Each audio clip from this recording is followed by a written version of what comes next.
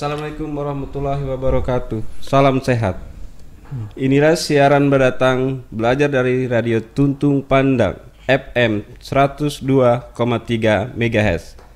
Siaran ini ditunjukkan bagi siswa-siswi SMP dan MTS kelas 7 di mana saja berada di lingkungan Kabupaten Tanah Laut.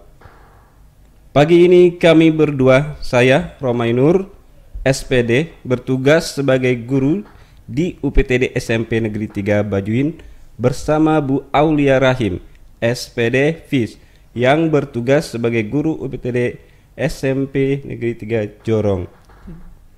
Mencoba untuk berbagi ilmu dengan pendengar, khususnya siswa-siswi SMP dan MTS se-Kabupaten Tanah Laut selama 1 jam ke depan dalam pembahasan mengenai pelajaran IPA kelas 7 semester ganjil dengan materi kalor. Siswa-siswi yang berbahagia, dengan mendengarkan program Badatang kali ini diharapkan kalian dapat mengetahui pengertian kalor. Yang kedua, mengetahui faktor-faktor yang mempengaruhi besarnya kalor. Yang ketiga, mengetahui hubungan kalor dengan kenaikan suhu. Keempat, mengetahui hubungan kalor dengan perubahan wujud zat. Yang kelima, mengetahui perubahan wujud zat akibat perpindahan kalor. Menghitung besarnya kalor yang diterima suatu benda. Membedakan jenis-jenis perpindahan kalor, dan terakhir, mengetahui mekanisme menjaga kestabilan tubuh pada manusia dan hewan. Baiklah pendengar yang masih setia di frekuensi ini, mari kita dengar bersama-sama penjelasan mengenai materi kalor berikut ini. Ya, terima kasih. Assalamualaikum warahmatullahi wabarakatuh.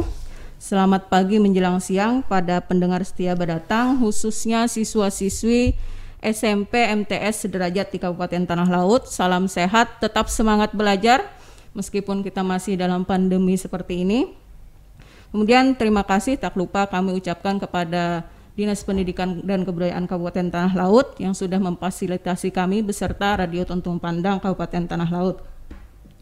Baiklah, sebelum kita memulai pelajaran hari ini, ada baiknya kita berdoa dulu menurut agama kita dan kepercayaan kita masing-masing. Silakan berdoa. Ya, terima kasih. Seperti yang sudah disampaikan host kita tadi, bahwa pembelajaran kita hari ini adalah mengenai materi kalor. Nah, materi kalor ini materi yang hampir usai sudah dari pembelajaran IPA kelas 7 semester 1. Membahas mengenai kalor, mungkin di bayangan kalian, apakah kalor ini ada hubungannya dengan materi yang lalu, yaitu tentang suhu. Nah, ya benar, tepat sekali. Kalor dengan suhu itu sangat berkaitan erat atau masih ada hubungannya. Nah, apa itu kalor? Kalor hubungannya erat sekali dengan suhu, yang mana apabila benda yang bersuhu tinggi itu akan memiliki kalor yang lebih besar daripada benda yang bersuhu rendah. Kalor merupakan energi panas yang berpindah. Nah, jadi kalor itu adalah energi panas yang bisa berpindah. Satuannya itu adalah sama dengan satuan energi. Dalam SI biasanya disebut dengan joule. Nah, satuan energi yang lain bisa juga kalian temui dalam sehari-hari, biasanya disebut dengan kalori. 1 kalori itu adalah kalor untuk menaikkan suhu 1 gram air hingga suhunya naik menjadi 1 derajat Celcius. Ekivalennya 1 kalori itu setara dengan 4,186 joule atau 4,2 joule. Benda yang mendapatkan kalor akan mengalami perubahan suhu dan perubahan wujud. Nah, tadi karena kalor itu merupakan suatu bentuk energi, buktinya dia merupakan satu bentuk energi, maka dia bisa merubah apa? Merubah suhu benda, bisa juga merubah wujud benda. Nah, sekarang kalian sudah tahu tadi apa itu kalor. Kalor merupakan bentuk energi yang bisa berpindah. Apa pengaruhnya terhadap suhu? Nah, misal kalian mau membuat air hangat. Suhunya misalkan pagi-pagi dingin. Kemudian kalian mau mandi, merasa dingin. Nah, kalian berinisiatif membuat air hangat untuk mandi tersebut. Nah, air hangat dibuat dari apa?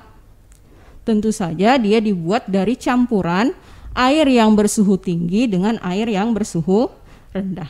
Nah, jadi ketika air yang bersuhu tinggi kalian campurkan dengan air yang bersuhu rendah, maka kalor dari air yang bersuhu tinggi akan diberikan kepada air yang bersuhu rendah. Nah, jadi nanti terjadi keseimbangan atau percampuran suhu, sehingga suhu yang akhir didapatkan nanti dia akan bersuhu hangat atau di antara suhu tinggi dan suhu rendah tersebut.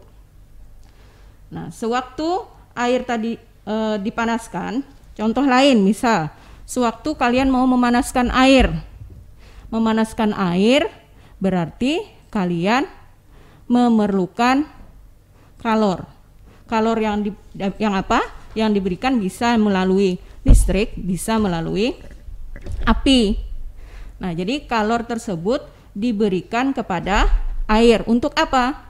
Untuk menaikkan suhunya. Nah, jadi ciri kalor itu sudah diterima air, maka suhu air akan meningkat, akan bertambah. Nah, kemudian faktor apa saja yang bisa atau besaran-besaran apa saja yang mempengaruhi kalor tersebut? Ada 3 besaran yang mempengaruhi kalor. Pertama, ketika kalian mau memanaskan atau mendidihkan air, 1 gelas air dengan 1 panci air. Nah, bagaimana? Apakah sama kira-kira waktu yang diperlukan untuk memanaskan air tersebut? Antara 1 gelas dengan 1 panci, otomatis berbeda. Air 1 gelas itu akan lebih cepat mendidih, sedangkan air 1 panci akan lebih lama mendidih. Kenapa? Karena air 1 gelas itu akan lebih sedikit dia memerlukan kalor, sedangkan air yang lebih banyak pasti otomatis akan lebih banyak dia memerlukan kalor. Nah, jadi faktor pertama atau besaran pertama yang mempengaruhi kalor itu adalah banyak sedikitnya benda atau masanya, massa benda. Yang kedua, antara air dan minyak. Air dan minyak dipanaskan dengan api yang sama. Kira-kira lebih cepat mana mendidih atau memanas? Air apa minyak? Otomatis minyak. Kenapa? Karena kalor jenis air dan kalor jenis minyak berbeda. Kalor jenis minyak itu lebih kecil daripada kalor jenis air, sehingga dia lebih cepat panas atau mendidih. Nah, ada 2 sudah tadi besarannya, massa dan kalor jenis. Terakhir itu adalah perubahan suhunya. Jadi semakin lama suatu benda dipanaskan atau untuk menaikkan suhunya, maka semakin banyak kalor yang diperlukan. Nah, jadi ada 3 besaran yang bisa mempengaruhi kalor. Yang pertama tadi massa benda, yang kedua kalor jenis zatnya, yang ketiga perubahan suhunya. Yang mana dari keempat besaran tersebut saling berbanding lurus. Artinya semakin banyak atau semakin besar massa benda, maka kalor yang diperlukan juga semakin besar. Semakin besar kalor jenis benda, maka semakin besar juga kalor yang diperlukan. Sehingga secara matematis dapat dituliskan Q itu adalah lambang kalor sama dengan M massanya dikalikan C kalor jenis zatnya dikalikan delta T, itu adalah perubahan suhunya. Nah, contoh soal, misal nih, ada air yang bermassa 500 gram, mau dinaikkan suhunya dari 30 derajat Celcius hingga mendidih. Air kalau mau mendidih berarti suhunya sampai 100 derajat Celcius. Nah, jika kalor jenis airnya 4200 Joule per kilogram derajat Celcius, berapakah kalor yang diperlukannya? Nah, ingat, untuk mengidentifikasi besaran-besaran apa saja yang ada di soal ini, kalian harus yang pertama melihat angka. Ada berapa angka di sana terdapat? Yang pertama ada 500 gram, yang kedua ada 30 derajat Celcius, yang ketiga itu ada 4200 Joule per kilogram derajat Celcius. Nah, berarti yang diketahui massa benda M 500 gram sama dengan setengah kilogram. Kalor jenis zat cairnya C-nya 4200 Joule per kilogram derajat Celcius. Kenaikan suhu delta T-nya karena tadi dia airnya mau dibuat sampai mendidih, berarti suhunya sampai 100 derajat. Otomatis suhu akhir dikurang suhu awal jadi 100 kurang 30 sehingga dapat 70 derajat Celcius. Maka berapa kalor yang diperlukan untuk menaikkan suhunya tersebut? Jadi kalor Q sama dengan, nah ini bisa kalian singkat untuk rumus kalor, ini bisa macet MC delta T atau camat boleh. C M delta T supaya memudahkan mengingat. Maka kalor Q sama dengan M, masanya tadi setengah kilogram, kali C, kalor jenisnya 4200 Joule per kilogram derajat Celcius, dikalikan dengan delta T, perubahan suhunya tadi 70 derajat Celcius. Tinggal kalian kalikan, sehingga didapatkan kalor yang diperlukan untuk memanaskan air bersuhu 30 hingga suhunya mendidih menjadi 100 derajat Celcius, itu adalah 147.000 Joule. Nah, itulah tadi pengaruh kalor terhadap kenaikan suhu.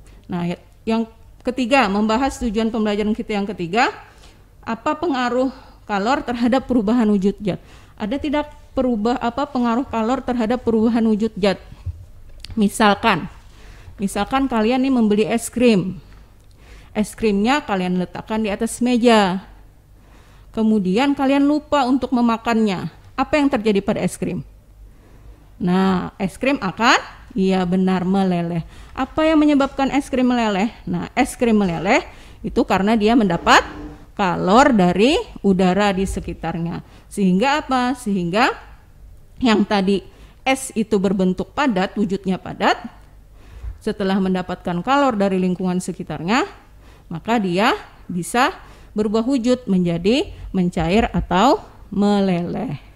Nah, itu salah satu perubahan wujud zat benda akibat adanya kalor. Nah, tentu kalian masih ingat pembelajaran sebelum-sebelumnya tentang zat, karena zat itu terdiri dari 3 jenis, yaitu padat, cair, dan gas ya. Jadi ada 3 jenis wujud zat, padat, cair, dan gas.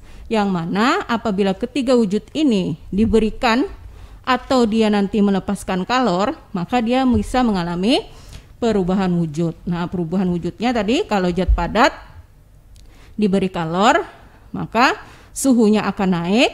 Setelah naik, maka dia bisa berubah wujud menjadi air. Perubahan wujud zat padat menjadi zat cair itu adalah proses yang memerlukan kalor.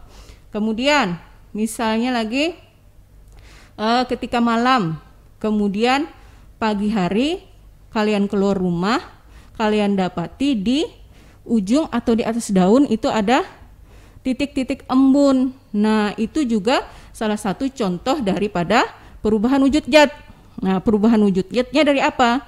Dari gas berubah menjadi air. Dari uap air yang ada, yang tadi paginya misalkan menguap, karena siang udaranya panas, ketika malam ketika udaranya dingin, maka gas tersebut melepaskan kalor ke lingkungan sekitarnya. Sehingga apa? Sehingga dia berubah wujud, yang tadinya padat menjadi air, menjadi cair. Nah, atau bisa juga ini contoh lainnya kapur barus. Nah, ini kapur barus wujud asalnya apa? Padat. Nah, ketika misalkan siang hari udara panas, dia mendapat kalor dari lingkungan sekitarnya, maka kapur barus yang tadinya padat, dia bisa lama-lama mengecil, akhirnya habis, menghilang. Nah, dia berubah menjadi gas. Nah, jadi perubahan wujud zat padat menjadi gas atau disebut dengan menyublim itu adalah salah satu contoh dari pengaruh kalor terhadap perubahan wujud zat. Nah, jadi ada beberapa pengaruh kalor terhadap perubahan wujud zat. Jadi tadi bisa mencair atau melebur, kemudian menguap, kemudian menyublim seperti kapur barus, atau mengembun tadi seperti yang pagi hari di atas daun. Nah, atau mengkristal dan bisa juga membeku. Nah, contoh membeku ini mudah. Kalian mau membuat es batu. Nah, itu kan asalnya dari zat cair, kalian masukkan tuh ke dalam kulkas. Di dalam kulkas suhunya dingin. Nah, artinya air yang tadinya suhunya lebih tinggi ketika dimasukkan ke dalam kulkas, suhunya akan turun. Artinya kalornya akan dilepaskan sehingga air tersebut berubah menjadi zat padat atau menjadi es. Nah, besarnya energi kalor yang dibutuhkan untuk mengubah wujud zat itu berbanding lurus dengan massa benda M dan kalor latennya atau L. Nah, saat perubahan wujud itu tidak terjadi perubahan suhu. Kalor untuk mengubah wujud zat disebut namanya kalor laten, yang mana kalor laten Q sama dengan secara matematisnya massa dikali L kalau dia dalam posisi atau dalam keadaan melebur, kalor lebur. Nah, ketika dia menguap maka massanya dikalikan dengan kalor uapnya atau U, M kali L atau M kali U. Nah, contoh soal. Misalnya, berapakah kalor yang diperlukan untuk meleburkan 5 kg es jika kalor lebur esnya sebesar 336.000 Joule per kilogram? Maka sama seperti tadi mengidentifikasinya. Untuk mencari yang diketahui besaran apa saja, kalian lihat angkanya. Di sana ada 2 angka, ada 2 nilai. Ada 5 satuannya kilogram, ada 336.000 satuannya Joule per kilogram. Yang mana ya diketahui berarti massa M sama dengan 5 kg, kalor lebur air atau L-nya sama dengan 336.000 Joule per kilogram. Nah, berarti kalor yang diperlukan untuk meleburkan 5 kg es tersebut adalah Q sama dengan massanya dikali kalor leburnya. Jadi tinggal kalian kalikan, sama dengan 5 kg dikali 336.000 Joule per kilogram. Nanti didapatkan hasil 1.680.000 Joule atau 1.680 kilojoule. Nah, itulah tadi untuk pengaruh kalor terhadap perubahan suhu yang pertama, yang kedua terhadap perubahan wujud benda. Nah, jadi kalor bisa merubah suhu benda, bisa merubah wujud benda. Nah, berikutnya tentang perpindahan kalor. Nah, ternyata kalor tidak hanya bisa menaikkan suhu atau merubah wujud benda, tapi juga dia bisa berpindah. Nah, berpindah dari satu tempat atau satu benda ke benda yang lain. Nah, misalkan ini sering nih kalian temui atau kalian alami di kehidupan kalian sehari-hari. Misal kalian mau membuat kopi hangat atau teh hangat. Pasti kalian masukkan ke dalam gelas itu kopi, lalu diseduh dengan air panas. Nah, ketika kalian menyentuh gelasnya atau sendoknya yang sudah dicelupkan, pasti kalian akan merasa hangat atau panas di tangan kalian. Nah, kenapa? Padahal kalian tidak menyentuh air panasnya atau air hangatnya, kalian tidak menyentuhnya, cuma menyentuh cangkir atau sendoknya tadi. Kenapa? Nah, tadi karena kalor itu bisa berpindah. Nah, kalau dia perpindahannya melalui medium atau zat perantara tanpa ada perpindahan partikel zat tersebut, maka itu disebut sebagai perpindahan kalor secara konduksi. Nah, jadi perpindahan kalor itu yang pertama secara konduksi. Tadi melalui zat perantara tanpa ada perpindahan partikel-partikel zatnya. Nah, contohnya sering kalian temui, misalkan kalian menggoreng ikan pakai sutil yang dari logam dengan sutil yang dari kayu, pasti ada bedanya. Nah, lebih baik menggunakan yang dari kayu. Kenapa? Karena daya hantar panasnya lebih kecil sehingga kalian lebih tidak merasakan panas ketika kalian menggunakan sutil yang dari kayu atau gagangnya yang dari kayu. Nah, itu perpindahan kalor secara konduksi. Nah, kemudian ada lagi yang kedua, perpindahan kalor secara konveksi. Perpindahan kalor secara konveksi. Apa bedanya dengan konduksi? Nah, kalau konveksi, dia kalor tersebut dihantarkan melalui suatu medium, sama ada alat perantaranya, ada mediumnya, cuman kalau konduksi dia disertai dengan partikel-partikel zatnya. Jadi partikel zatnya ikut. Beda dengan zat padat tadi. Kalau zat padat dia cuma menghantarkan, cuma lewat saja sebagai jalan saja kalau zat perantaranya. Tapi kalau pada pada konduksi, dia ikut partikel-partikel zatnya ikut berpindah lah, itu bedanya. Contohnya apa? Nah, contohnya kalian mungkin sudah pernah belajar juga di materi IPS, ada angin darat, angin laut. Nah, itu kan ada aliran tuh, aliran perpindahan partikel-partikel udara dari laut ke darat atau dari darat ke laut. Nah, perpindahan partikel itulah yang menyebabkan adanya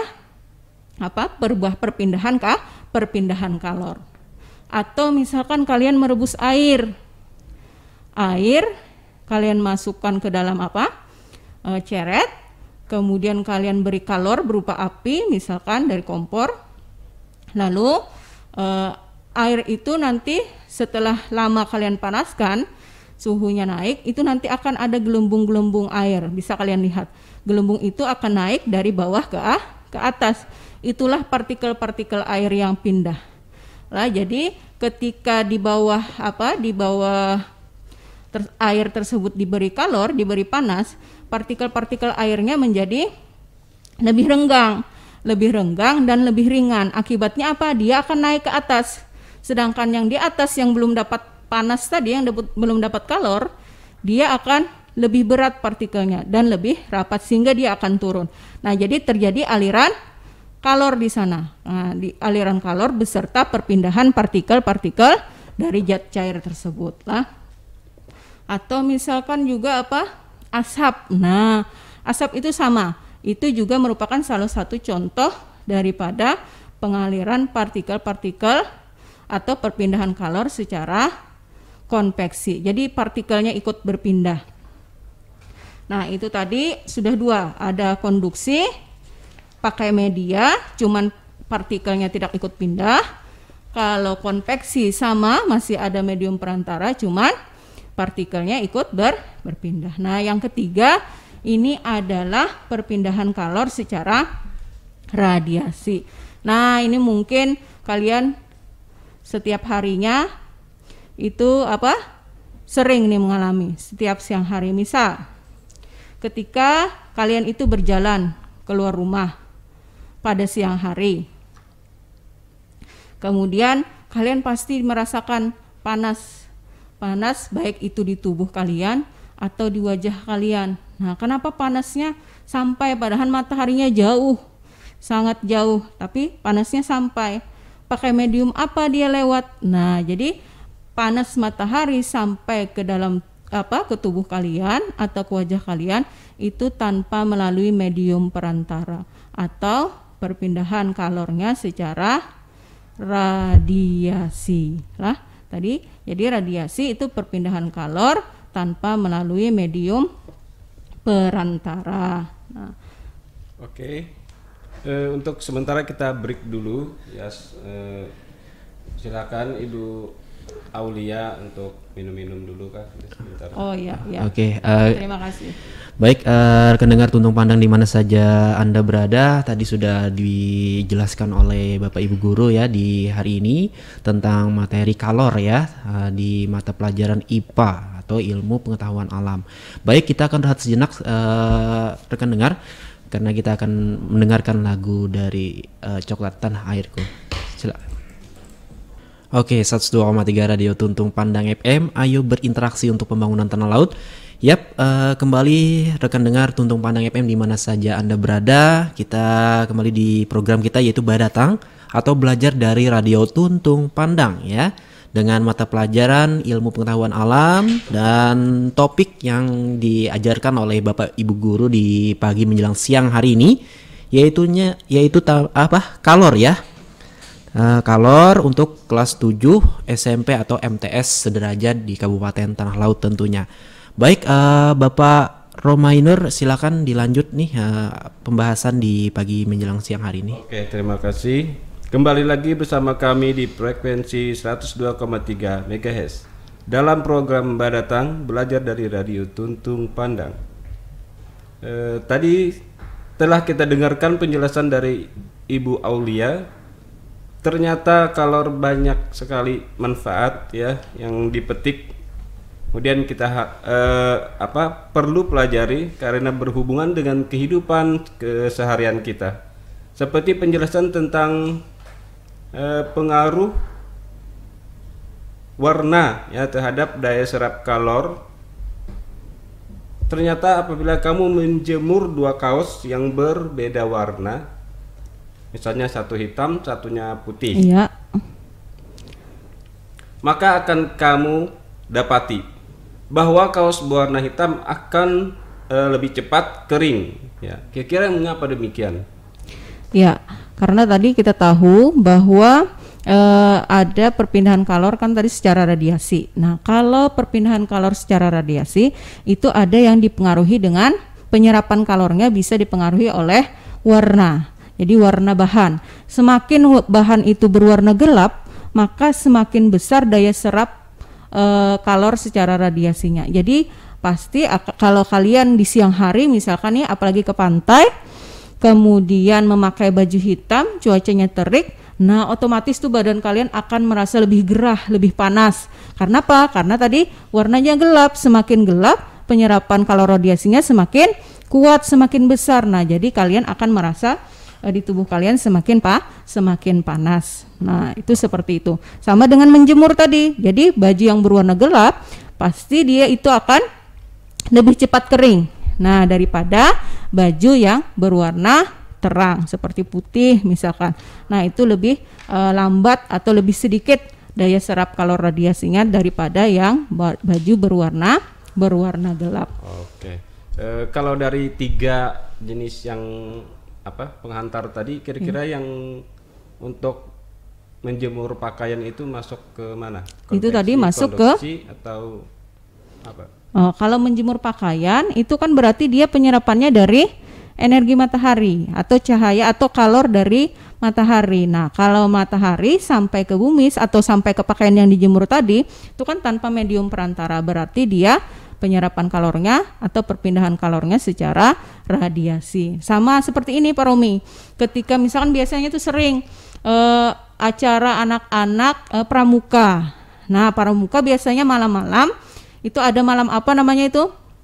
Malam jurit malam. Nah, itu biasanya kan ada acara api unggun. Nah, apa tujuan api unggun? Kenapa jadi malam-malam malah dinyalakan api unggun? Kenapa tidak siang? Nah, itu sama karena tadi memanfaatkan perpindahan kalor secara radiasi. Karena kalau malam hari udara itu kan dingin. Nah, untuk menghangatkan tubuh dibakarlah kayu atau api unggun sehingga ketika kalian berada di sekitarnya kalian bisa merasakan hangat karena adanya perpindahan kalor dari tadi api ke tubuh kalian tanpa melalui zat perantara atau radiasi. Nah, seperti itu Pak Romi. Oke. Sekarang ada kasus saya lihat dalam kehidupan sehari-hari itu. Iya. Misalnya anjing ya. Iya. Anjing itu kalau berlari selalu menjulurkan lidahnya. Nah, kemudian adakah hubungannya dengan manusia yang biasanya kalau beraktivitas terlalu sering itu biasanya berkeringat? Nah, adakah hubungannya dengan itu? Nah, tadi yang kita tahu kalor itu kan bisa berpindah dan juga kalor bisa menaikkan suhu tubuh, ya kan? Menaikkan suhu. Nah, tidak hanya tubuh tapi juga suhu daripada benda yang ada di sekitarnya. Nah, contohnya tadi seperti apa? Anjing. Kenapa anjing ketika dia berlari kencang, kemudian dia nanti akan menjulurkan lidahnya. Nah, itu salah satu contoh atau pemanfaatan atau penstabilan suhu di dalam di dalam tubuh anjing. Jadi ketika anjing itu berlari, otomatis aktivitas di dalam tubuhnya itu menjadi lebih banyak. Karena dia aktivitasnya banyak, maka suhu tubuh anjing akan naik. Nah, karena Tuhan itu menciptakan segala sesuatu itu sudah sangat-sangat bagus, sempurna. Nah, makanya kita wajib bersyukur. Anjing saja ketika dia berlari kencang, suhu tubuhnya naik, dia punya kestabilan tubuh tersendiri di dalam tubuhnya untuk menetralisir atau menyeimbangkan suhu tubuhnya. Nah, dengan cara apa? Dengan cara ya tadi dia menjulurkan lidahnya supaya ada keseimbangan suhu di dalam tubuh anjing. Jadi tubuh anjing tidak tinggi itu suhunya. Nah, sama dengan manusia.